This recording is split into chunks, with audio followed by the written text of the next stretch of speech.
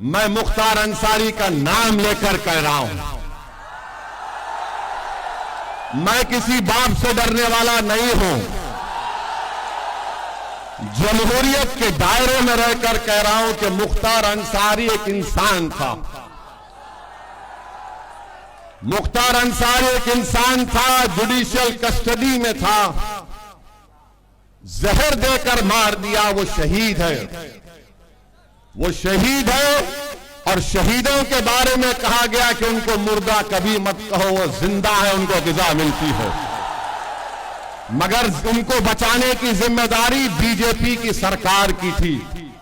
उनको बचाने की जिम्मेदारी बीजेपी की सरकार की थी और उसमें नाकाम साबित हुए। जिम्मेदारी उनकी है। याद रखो, इख्तिदार किसी के पास नहीं रहता मेरे भाई। अगर इख्तिदार किसी के पास रहता है तो फिर भारत में इतने बड़े बड़े राजाओं बादशाहों के महल आज वीरान क्यों पड़े हैं? वो पूरे महल वीरान पड़े हैं, खंडर में तब्दील हो गए। कोई उनकी तरफ नजर उठाकर नहीं देखता। कुदरत ये बता रही है कि देखो, ये किसी वक्त में ये खंडर बड़ी आलीशान इमारत थी, मगर इख्तिदार किसी के पास रहने वाला नहीं है। इख्तिदार सबके पास से जाएगा और जो जुल्म करेगा कुदरत उससे बहुत जल्दी इख्तिदार छीन लेती है, उसको रुसवा करती है इंशाअल्लाह ताला। और जो मजलूमों को का साथ नहीं देता, जो लोगों की जानें लेता है, अरे एक दिन आएगा सब चले जाएंगे इस दुनिया से। मेरे भाई, मैं आपको बताने के लिए आया हूं कि अखिलेश यादव कहते हैं कि अपनी जान दे दो और बीजेपी को रोक दो। अरे अखिलेश यादव, तुम्हारा आधा परिवार नरेंद्र मोदी के साथ बैठकर चाय पी रहा है, तुम उनको नहीं रोक पाते, तुम उनको रोक नहीं पाते और हमसे कह रहे हैं कि जान दे दो और बीजेपी को रोक दो। अखिलेश यादव, जान तो हम ही दे रहे हैं ना। बुलडोजर से घर तो मेरा ही टूट रहा है, मेरे ही पैर पर गोलियां मारी जा रही हैं, मुझे ही तो जेल में जहर दे दिया गया, मेरे हाथ में हथकड़ियां हैं, मेरे हाथ अभी सुन तो लीजिए, मेरे हाथ में हथकड़ियां हैं, मेरे हाथ में हथकड़ियां हैं। मैं पूर्व सांसद हूं, कोर्ट ने मुझे सजा दी, मैं 10 पुलिस वालों के साथ चल रहा हूं अखिलेश, और कोई करीब से आकर मुझे गोली मार देता है। तुम्हारी जबान से उसका नाम नहीं निकला जिसका नाम अतीक था। मेरे अजीज दोस्तों और बुजुर्गों, कोर्ट का ऑर्डर आया मदरसों को खत्म करने के लिए। हजारों मदरसे मुतासिर हो गए, लाखों बच्चे मदरसे में पढ़ते, मगर समाजवादी पार्टी बोल नहीं सकती, अपने जबान से मदरसों का नाम नहीं ले सकती। और याद रखिए, समाजवादी पार्टी यही चाहती है कि आप भैया के लिए जान कुर्बान करो और दरी बिछाओ। हम पीडीएम आपसे कहने आई है कि आप मुत्तहदा तौर पर पीडीएम का साथ दीजिए, तो एक वक्त आएगा इंशाअल्लाह ताला अखिलेश यादव दरी भी बिछाएगा, आपके लिए जान भी कुर्बान करेगा। कब तक आप लोग, हमारा हाल ऐसा है कि भैया के साथ बैठकर एक फोटो ले लिए तो समझते कि बहुत बड़ा तीर मार लिए। छोड़ो इन चीजों को। क्या तुम में काबिलियत नहीं है? क्या तुम अखिलेश यादव की तरह नेता नहीं बन सकते? बन सकते इंशाअल्लाह ताला। सिर्फ एतमाद की जरूरत है। ये जो हमने अपने दिमाग में ये जहनियत बिठा ली कि नहीं नहीं हमको इनके पीछे चलना है। अरे भाई, तुम दुनिया में इसलिए आए ताकि तुम दुनिया की इमामत कर सको। तुम दुनिया में इसलिए नहीं आए कि तुम पीछे चलो। अरे पीछे चलते कौन है? जो जानवर मवेशी के पीछे जानवर चलते हैं, हम इंसान हैं, याद रखो। ऊपर वाले ने आपको सोचने और समझने की सलाहियत दी है और आप अपने दिलो दिमाग पर जोर डालो। अब क्या बचा बताओ?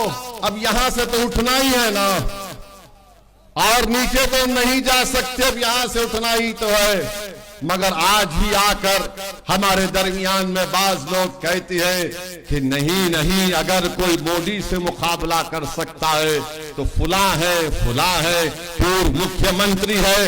अरे भाई, उसका आधा परिवार बीजेपी में जा चुका है, आधा परिवार बीजेपी में जा चुका है। इन्हीं के लोगों, इनके पार्टी के लोगों का पेट्रोल पंप तोड़ दिया जाता है, इनका एमएलए जेल को चला जाता है। ये कभी जाकर मिलने तो छोड़ो, इनके परिवार से पूछते तक नहीं कि बताओ तुम्हारे क्या हालात हैं, क्योंकि ये जानते हैं कि आप बंदी हैं, ये जानते हैं कि आप कहीं पर नहीं जाने वाले हैं। आपके सामने सिर्फ बीजेपी का नाम लो, आप सब खामोश हो जाते हैं। अरे बताओ, यहां पर जिस जगह पर मैं खड़े होकर अल्लाह ने मुझे मौका दिया आपसे कुछ बात करने का, इस शहर के member of parliament Narendra Modi हैं। बताइए, आप 10 साल से मेंबर ऑफ पार्लियामेंट हैं, क्या नरेंद्र मोदी ने आकर पूछा कि हमारे अंसारी भाइयों के घर में कभी चिराग जलता है या नहीं जलता है? क्या नरेंद्र मोदी ने बुनकरों की सहूलत के लिए कुछ इकदाम किए? नहीं किए। क्या नरेंद्र मोदी ने, मोदी का नाम लिए तो आवाज क्यों कम हो रही?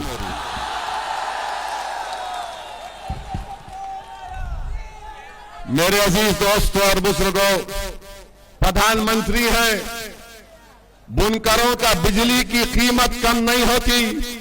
अगर किसी बुजुर्ग का इंतकाल हो जाता है तो मीटर ट्रांसफर नहीं होता। बताओ, कौन सी जिंदगी में हमारे जिंदगी के कौन से शोबे में, समाजवादी पार्टी हो या कांग्रेस हो या बीजेपी हो, हमसे इंसाफ क्या? मुझे बताओ। मेरी इस बात का सोचो, मेरी इस बात को अभी जवाब मत दो।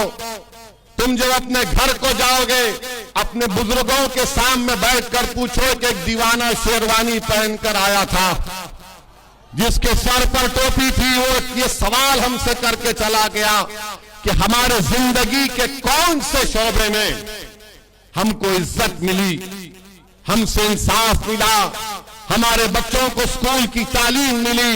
अरे बताओ हमारे अंसारी भाइयों, आपकी कौन सी औलाद मुल्क के बड़े बड़े तालीमी इदारों में तालीम हासिल कर रही है?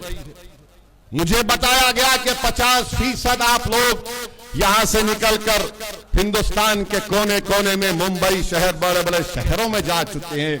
ये इसलिए हो रहा है क्योंकि आप इन लोगों को छोड़ना नहीं चाह रहे हैं, जो आपको दिखाकर, आपका वोट लेकर सत्ता में तो आ जाते हैं, मुख्यमंत्री तो बन जाते हैं, विधायक बन जाते, सांसद बन जाते, पार्षद बन जाते, मेयर बन जाते, मगर आपकी जिंदगियों में कोई तब्दीली नहीं आती। मेरे अजीज दोस्तों और बुजुर्गों, जिंदगी में तब्दीली कब आएगी?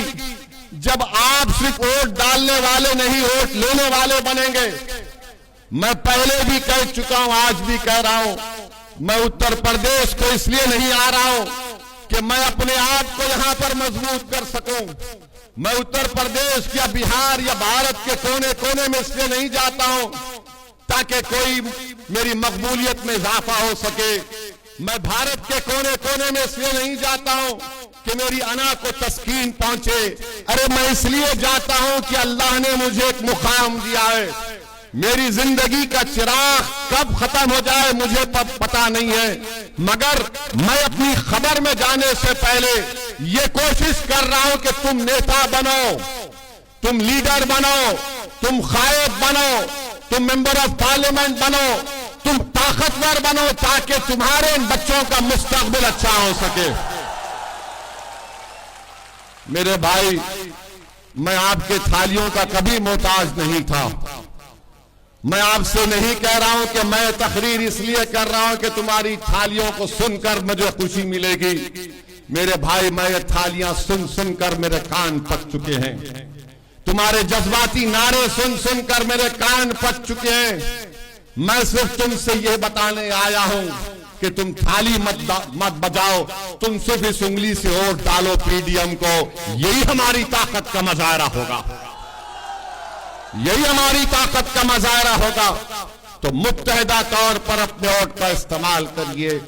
ये तमाम सियासी पार्टियां हैं, समाजवादी है, बहुत सी पार्टियां हैं, मगर आपने क्या हासिल किया बताइए। आप उत्तर प्रदेश में सबसे ज्यादा जेलों में कौन है? दलित समाज है, आदिवासी समाज है, पिछड़ा समाज है, मुसलमान है। आप बताइए अजीज दोस्तों और बुजुर्गों, मैं मुख्तार अंसारी का नाम लेकर कह रहा हूं, मैं किसी बाप से डरने वाला नहीं हूं।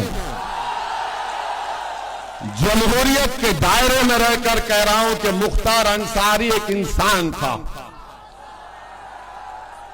मुख्तार अंसारी एक इंसान था, जुडिशियल कस्टडी में था, जहर देकर मार दिया। वो शहीद है, वो शहीद है। और शहीदों के बारे में कहा गया कि उनको मुर्दा कभी मत कहो, वो जिंदा है, उनको ग़िज़ा मिलती है। मगर उनको बचाने की जिम्मेदारी बीजेपी की सरकार की थी, उनको बचाने की जिम्मेदारी बीजेपी की सरकार की थी और उसमें नाकाम साबित हुए। जिम्मेदारी उनकी है। याद रखो, इख्तिदार किसी के पास नहीं रहता मेरे भाई। अगर इख्तिदार किसी के पास रहता है तो फिर भारत में इतने बड़े बड़े राजाओं बादशाहों के महल आज वीरान क्यों पड़े हैं? वो पूरे महल वीरान पड़े हैं, खंडर में तब्दील हो गए। कोई उनकी तरफ नजर उठाकर नहीं देखता। कुदरत ये बता रही है कि देखो, ये किसी वक्त में ये खंडर बड़ी आलीशान इमारत थी, मगर इख्तिदार किसी के पास रहने वाला नहीं है।